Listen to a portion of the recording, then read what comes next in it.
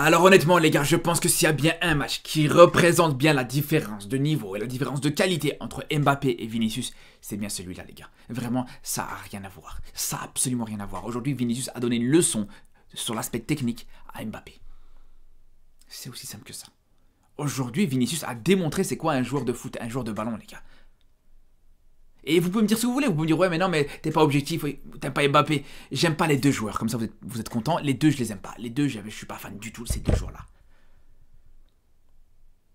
Donc comme ça vous êtes d'accord, comme ça vous êtes contents par rapport à ça. Mais autant les deux je peux pas les blairer, mais il y en a un qui est plus fort que l'autre les gars. Il y en a un qui est meilleur que l'autre, c'est aussi simple que ça. Et aujourd'hui, je vous le dis les gars, et ça se confirme avec ce match là est tellement représentatif de ça, que Vinicius ne parle même pas avec Mbappé. Sur l'aspect qualité technique, sur l'aspect football, les gars, Vinicius est tellement au-dessus. Et il y a une situation, une action qui représente ça, les gars, simplement leur but. Parce qu'aujourd'hui, au Real Madrid, les deux buteurs, c'est les Mbappé et Vinicius. Mais on pourrait croire que leurs buts sont identiques, ou se ressemblent un petit peu, alors qu'ils n'ont absolument rien à voir. Ils ont absolument rien à voir. Déjà, avec la manière avec laquelle il s'amène sur cette situation de but, déjà c'est différent, c'est totalement différent.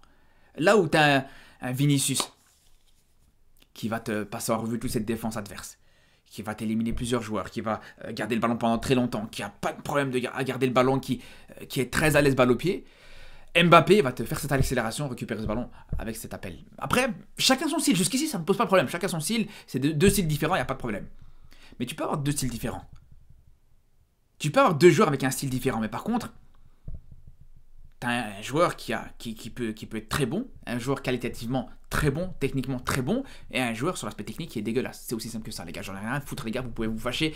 Mbappé, encore une fois, on voit à quel point c'est dégueulasse, parce que même quand il arrive à marquer, même sur un but, t'as des choses à redire sur ses qualités techniques, les gars. Franchement, c'est pas une dinguerie, ça, sérieusement. Et c'est là où je vous dis, les deux buts, ils peuvent se ressembler ou peuvent être identiques, alors qu'ils ont tellement rien à voir. Tellement rien à voir. Là où t'as Vinicius, qui te fait un crochet. Il te fait un crochet, il t'élimine le joueur adverse pour aller déclencher cette frappe juste derrière. Crochet extérieur, frappe de l'intérieur. Mbappé, pareil. On pourrait dire la même chose. Crochet extérieur, frappe de l'intérieur, mais sauf que la différence, c'est que quand Mbappé il te fait son crochet, le ballon il rebondit 3 fois sur la cuisse, le genou et la cheville du joueur adverse pour revenir dans les pieds d'Mbappé. Et là, toute la différence. Est-ce que pour ça, franchement, est-ce que vraiment pour ça, pour vous, quand vous voyez le crochet, entre guillemets, je sais même pas si on peut appeler ça un crochet, les gars. Je sais même pas si on peut appeler ça un crochet, les frères. C'est juste du ping-pong à la limite, comment ça s'appelle, du flipper. Tu fais du flipper sur l'adversaire, mais c'est pas du foot, je suis désolé, les frères. Je suis désolé. Le ballon, il a fait tac, tac, tac, tac sur le joueur adverse pour revenir sur Mbappé. Alors, attention, c'est bien. Il y a de la réussite, il n'y a pas de problème là-dessus. Ok. Il n'y a pas de problème. Et il y en a, ils vont me dire aussi par rapport à Mbappé, le principal c'est que ça finit au fond, le principal c'est qu'il marque. Il y en a qui vont me dire, ouais, mais Mbappé c'est un finisseur, c'est un grand joueur, c'est ok, il n'y a pas de problème. Mais les gars, même par rapport à ça, est-ce qu'il est irréprochable par rapport à ça, les frères?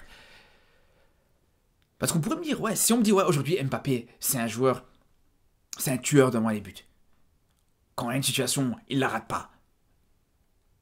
Il n'y a pas de problème, je pourrais dire, d'accord, ok. Mais même ça, c'est pas le cas, les gars. Même ça, c'est pas le cas. Même ça, c'est pas le cas quand on voit justement plusieurs situations. Et quand on voit par exemple ce raté d'Mbappé, t'as un ballon qui lui revient dans les pieds, dans la surface adverse. Le ballon, il lui revient dans les pieds, il frappe en plein sur le gardien, les gars. Il frappe en plein sur le gardien. Je suis désolé, les gars. Mais tu donnes ça à un joueur vraiment, comme vous vous dites, un finisseur, un joueur chirurgical, un joueur ultra efficace, jamais il peut te rater ça. Mais après, bon, ça peut arriver, bien sûr, un raté, ça peut arriver à tout le monde. Mais c'est la manière, la manière avec laquelle il rate, où tu vois la frappe sans conviction en plein sur le gardien, c'est déjà une chose, mais surtout, c'est pas la seule occasion, c'est pas la seule situation, les frères. T'as une autre situation, encore une fois, le ballon qui lui arrive dessus, en plein sur lui.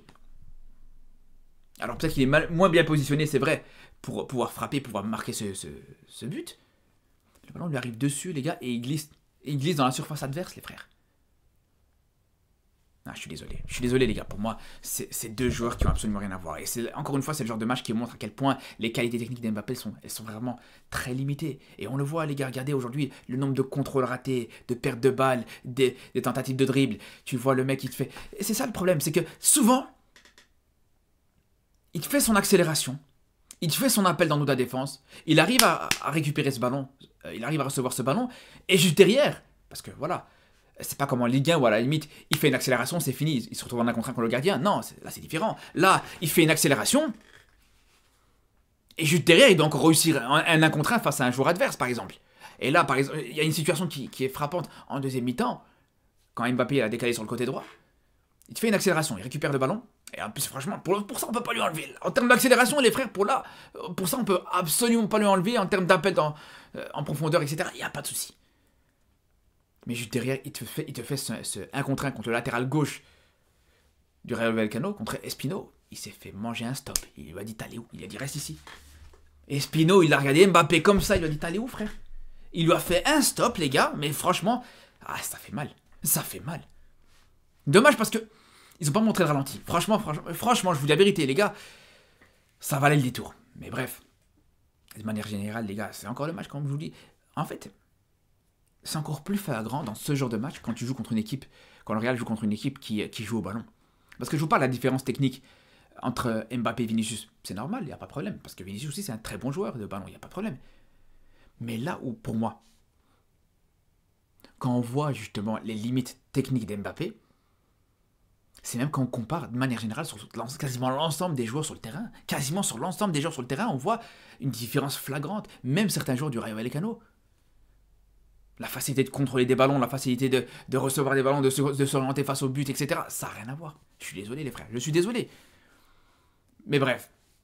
Après, bien sûr que, voilà, malgré tout, vous allez me dire, ouais, il a marqué son but et c'est le principal. Après, il y a toujours quelque chose qui reste problématique par rapport au Real Madrid, encore une fois, les gars. Il y a une chose très problématique, c'est que le Real Madrid de cette saison, et je pense que c'est la différence entre le Real Madrid de la saison dernière et le Real Madrid 2024-2025, c'est que cette saison, le Real Madrid commence bien les matchs, mais finit très très mal les rencontres. Là où la saison dernière c'était l'inverse, ça commençait mal, mais juste derrière ça revenait. À chaque fois à la fin tu avais un Bellingham exceptionnel qui arrivait à te sauver en fin de match, etc. Là où justement, et c'est tellement représentatif, parce que quand on voit Bellingham aujourd'hui, encore aujourd'hui les gars, moi je suis désolé, moi j'ai du mal. Vraiment Bellingham cette saison j'ai du mal, vraiment.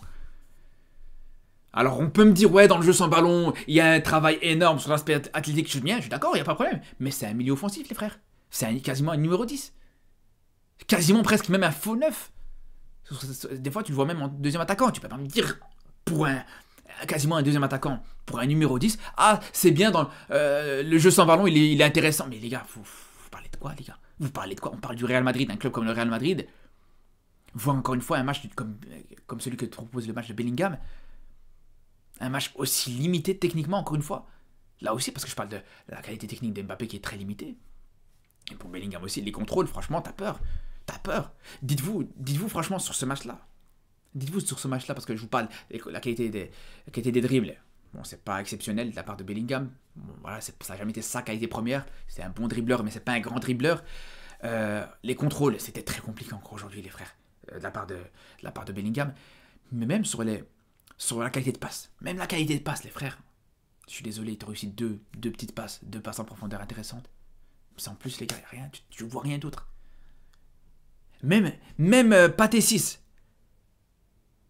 le milieu de terrain sénégalais du Rayo Vallecano, qui est dans un registre beaucoup plus défensif, etc. Même lui, tu as réussi plus de passes en profondeur que Bellingham. De quoi vous me parlez? De quoi vous me parlez? Et il y en a qui me prenaient pour un fou quand je disais qu'aujourd'hui, ça ne me choquerait pas de voir un Brahim Diaz titulaire à la place de Bellingham. Il y en a qui me prennent pour un fou quand je dis ça. Mais je suis désolé les frères, je suis désolé. Mais je pense qu'au bout d'un moment, va falloir quand même commencer à s'intéresser au football les frères. Je suis désolé, il faut s'intéresser au Real Madrid par rapport à l'aspect footballistique. C'est bien beau, les résultats, etc. Ouais, les titres, les résultats. Mais c'est une équipe de foot aussi le Real, faut pas oublier les frères, je suis désolé. Et quand t'as un joueur de ballon comme Brahim Diaz qui reste sur le banc, qui sort d'un match exceptionnel contre l'Atlético, qui marque la semaine dernière contre le Betis, et qui reste sur le banc quasiment tout le match pour voir la purge que ça a sorti Bellingham, je suis désolé, c'est pas normal. Faut arrêter, les gars. Faut arrêter. Il y a un moment, il y a un mérite qui doit se faire, qui commence à se faire dans cette équipe. On peut parler d'Hendrick aujourd'hui. Hendrick qui, encore une fois, qui n'est pas rentré, alors qu'on sait très bien à quel point ce joueur peut te faire des très belles choses. Et sur ce match-là, pour moi, Hendrick aurait pu apporter. Là où, et c'est rare que ça arrive, mais Rodrigo aujourd'hui n'a pas été bon. C'est la vérité. Ça arrive très rarement, pour être souligné. Mais c'était pas son match. Et pourquoi tu fais pas rentrer Hendrick? Pourquoi tu fais pas rentrer Brahim Diaz en deuxième mi-temps? Je comprends pas. Franchement, je comprends pas. C'est là où j'ai du mal à comprendre.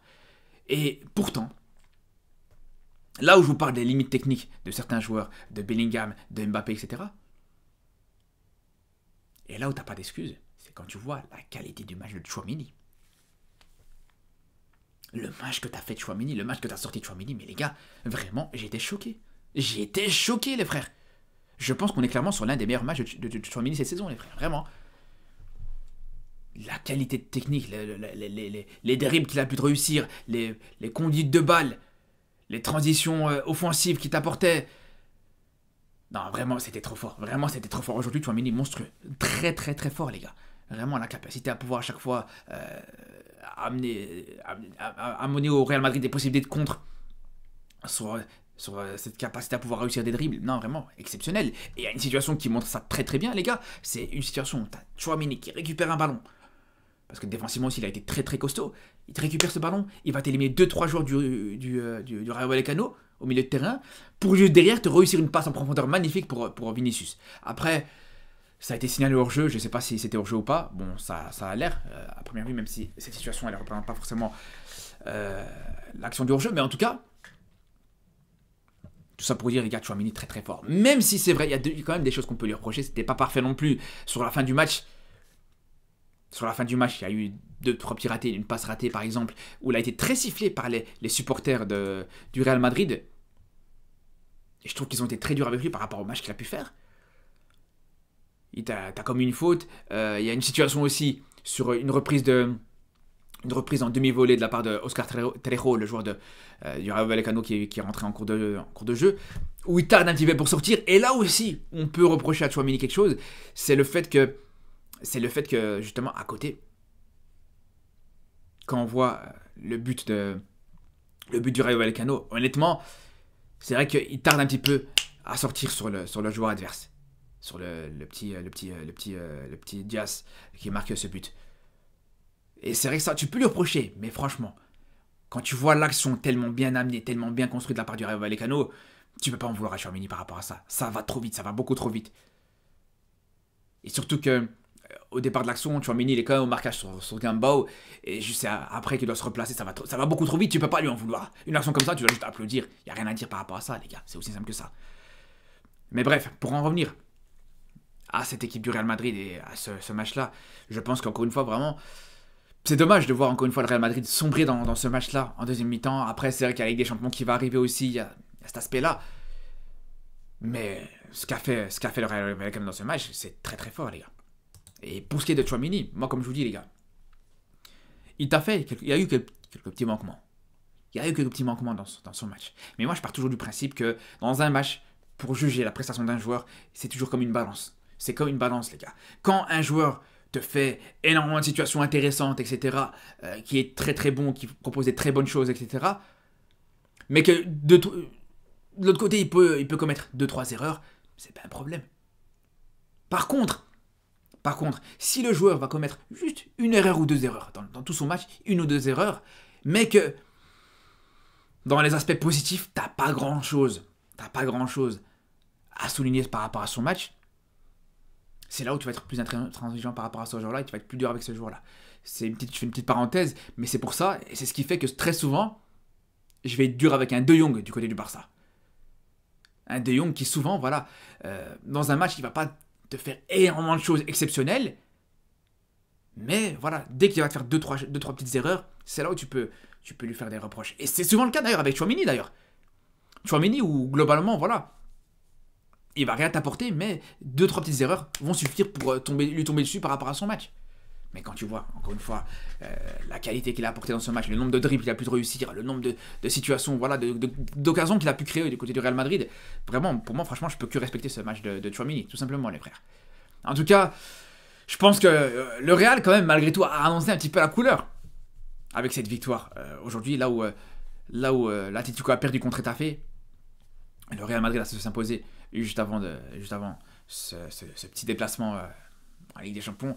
Et je pense, moi je vous dis la vérité les gars, mais je pense que vraiment, le Real Madrid va réussir à se qualifier contre l'Atlético. L'avance qui a été acquise au match retour au Santiago Bernabéu, et ce petit doute que peut avoir l'Atlético après cette défaite, et cette double défaite en fait, en 2 semaines, plutôt en une semaine, tu as 2 défaites pour l'Atlético, je pense que ça va être très très difficile à digérer mentalement pour les joueurs de Diego Simeone avant d'affronter le Real Madrid. Ça c'est mon point de vue par rapport à ça. Après, on va sur ça de très près, donc de toute façon dans tous les cas, on se retrouve très vite pour de nouvelles vidéos, que ce soit avec les matchs de mardi et de mercredi, et surtout d'ici là. Prenez soin de vous.